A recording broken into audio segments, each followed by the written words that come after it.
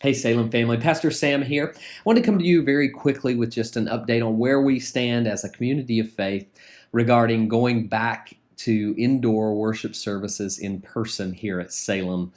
And as many of you know, this past week, our governor kind of issued some heavy news to us, news that for some of us was a sigh of relief, for others of us, it was a moment of frustration. But either way, we are in a space where phase two has been extended for a number of weeks, somewhere up until the middle of July. And our governor has also asked us now to wear face masks whenever we're in public.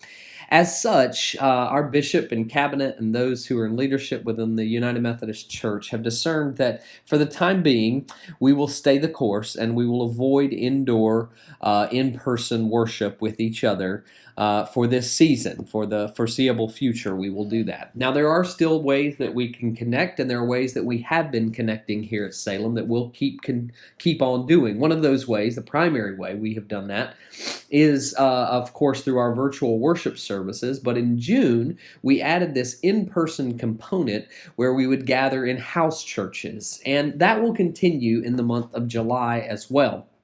I want to be very clear about this. I think this is not just an anomaly. It's not just a way that we can be together in a time where we can't be together.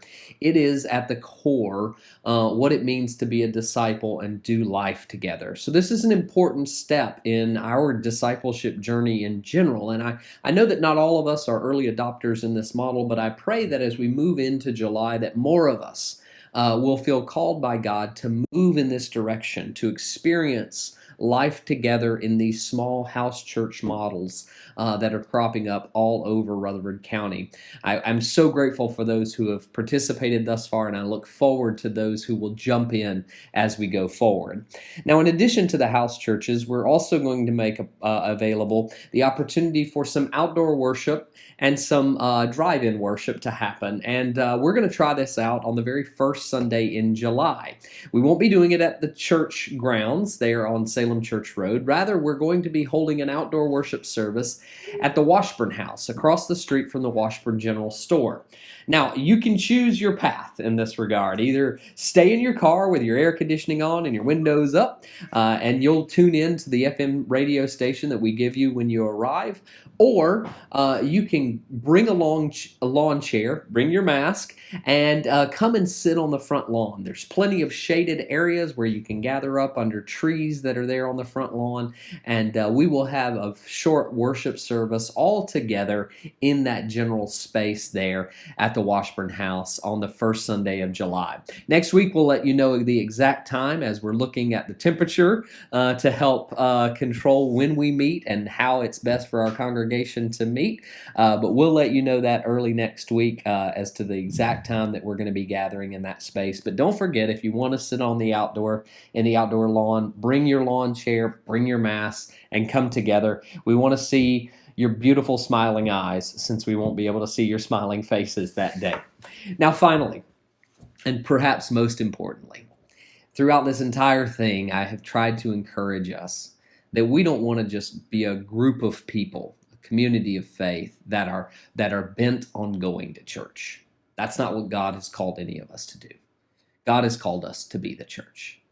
To be the church for the world that is lost and dying. To be the church for those who are hurting and abused. To be the church for the disenfranchised and those who are marginalized. We are to be the church, not go to church. Now, here's why this is important. Because there's an opportunity with all of the things that I've mentioned of house churches and outdoor worship and drive-in worship and the possibility in the future of once again being back together.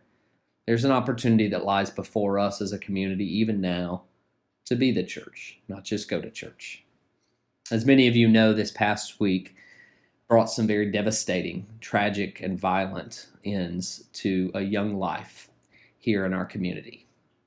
Miss Aaliyah Grace Norris tragically lost her life earlier this week in a violent drive-by shooting. And it's moments like this that we don't just go to church, but we get the opportunity to be the church. And as many of you probably know, this family is in great need right now.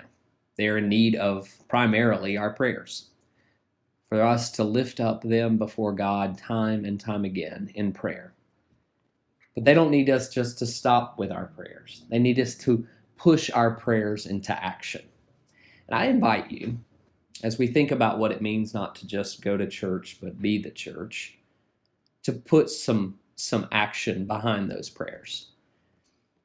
The medical expenses, the funeral expenses that have mounted upon this family are in many ways unfathomable for them.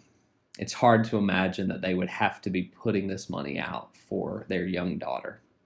And on their shoulders in this time is one of those weights that we as a community can lift. And I want to invite you, if you will, and feel led by the Spirit, to donate to specifically the funeral expenses, the medical expenses that this family has. And here's how you can do it. They have centralized all donations to come directly to the funeral home that's handling this. We'll put the link in the comments below. You'll be able to click there and you'll be able to contact the funeral home directly to make your donation to the family so that they can have these medical expenses and funeral expenses paid for.